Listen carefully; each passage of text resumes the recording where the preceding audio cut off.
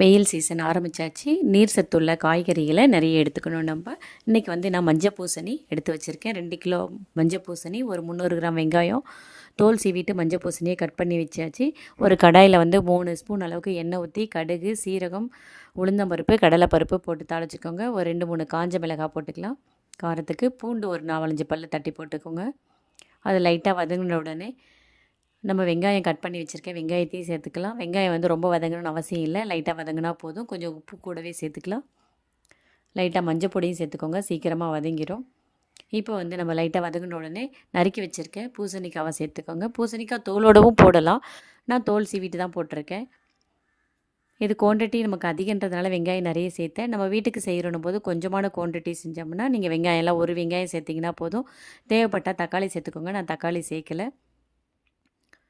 கொஞ்சம் 2 பிரட்டிட்டு வதங்கின உடனே மிளகாத்தூள் ஒரு 2 ஸ்பூன் சேர்த்துக்கோங்க. அப்போ தான் சாப்பாட்டுக்கும் போட்டு பிசைஞ்சு சாப்பிட்றதுக்கு ரொம்பவே நல்லாயிருக்கும். ஒரு 2 டம்ளர் அளவுக்கு தண்ணி ஊற்றினா போதும். தண்ணி நிறைய தேவையில்லை, பூசணிக்காவில் தண்ணி நிறைய விடும். மூடி வச்சிடலாம்.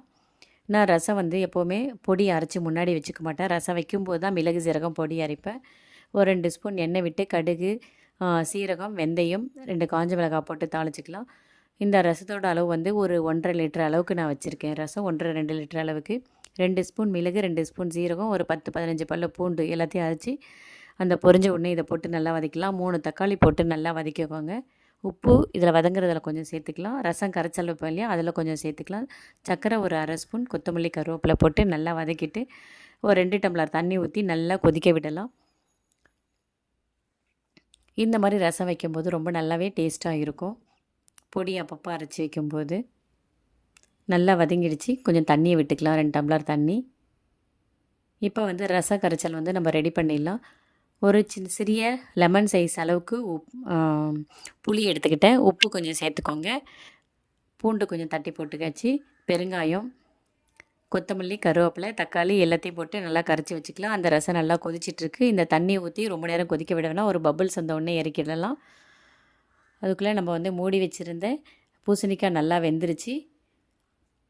அந்த பூசணிக்காவில் வந்து இப்போ சிறுபருப்பு நான் வந்து ஒரு 200 கிராம் அளவுக்கு வேக வச்சுருக்கேன். அந்த சிறுபருப்பை சேர்த்துக்கலாம். தேங்காய் வந்து ஒரு அரை முடி துருவி இது மிக்சியில் போட்டு அரைச்சிட்டேன். நீங்கள் திருவி சேர்த்தாலும் சரி. இதையெல்லாம் போட்டு நல்லா ஒரு கிளறி ஒரு 2 நிமிஷம் விட்டு கொத்தமல்லி, கருவேப்பிலை போட்டு இறக்கிடலாங்க. இது சாப்பாட்டுக்கு நல்லாயிருக்கும், சூப்பராக இருக்கும். நல்லா செஞ்சு பாருங்கள். Thank you, by.